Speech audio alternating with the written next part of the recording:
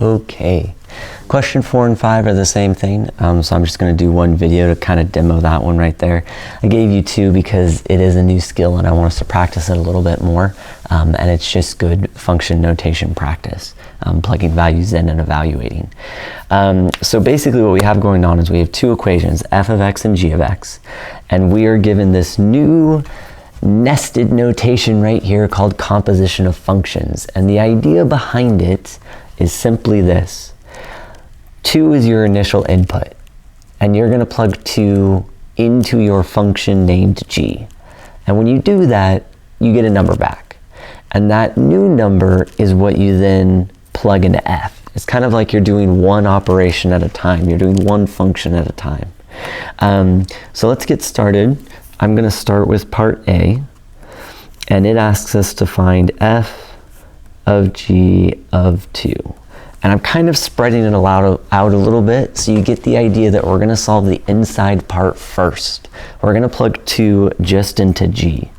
And so if I think up here to where my g function is, okay, it's up there, minus 7x minus 7. And basically what's going to happen is right here, I need to solve for g of 2. So I'm going to come right here and I'm going to have g of 2. And I know the blueprint is negative 7 times x minus 7. And I need to take that 2, plug it in for x. And I've got this expression right here. And if I keep solving, negative 14 minus 7, I end up with a negative 21. So I now know that g of 2 equals negative 21. Well, let's go back up to where we started with. G of 2 is negative 21. That means this spot right here where I have g of 2, I can replace with a negative 21. I've established that those two things are saying the same amount. So I'm going to rewrite my f of, but now instead of g of 2, I'm going to plug in negative 21. So I can take that negative 21, I can plug it in right there. I'm then going to take my expression for f of x, which is up here at the top, and I'm going to take that expression, and it says that I need 6 something squared minus something minus 8. And the number that's going to go into my parentheses or my places for x is going to be my minus 21. Okay?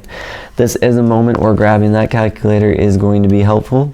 The joys of making random numbers sometimes is you're not always going to get small numbers. So yeah, by no means am I expecting you to do 21 times 21 in your head, but it's not too bad. We do end up with 441. Okay, minus a negative becomes plus 21, and then we have minus 8. If I then multiply by 6, making sure we can still see that, we end up with 2,646, and then plus 21 minus 8 is going to be a plus 13, and so I get a final answer of 2,659. And so we would be able to say that f of g of 2 is equal to that 2,659. And part B is essentially the same exact thing, except we are going to switch the order of our functions. We're going to plug in going the other way. So I'm going to use the same kind of start of my paper. I'm going to cover up the bottom part where B was, bring this on down, okay? And so now we're right here. We now are interested in G, so this is part B, f of 2. Pardon me. So I need to plug in for f first. So I'm going to take my f of 2. I am going to identify my equation up here. I have 6 something squared minus something minus 8. And at this point, I know I need to plug in a 2 for those parentheses. So I'm going to take my 2, plug them in for my x. These numbers are much more reasonable than the last one. I now have 6 times 4 minus 2 minus 8. The 6 and the 4 will make 24.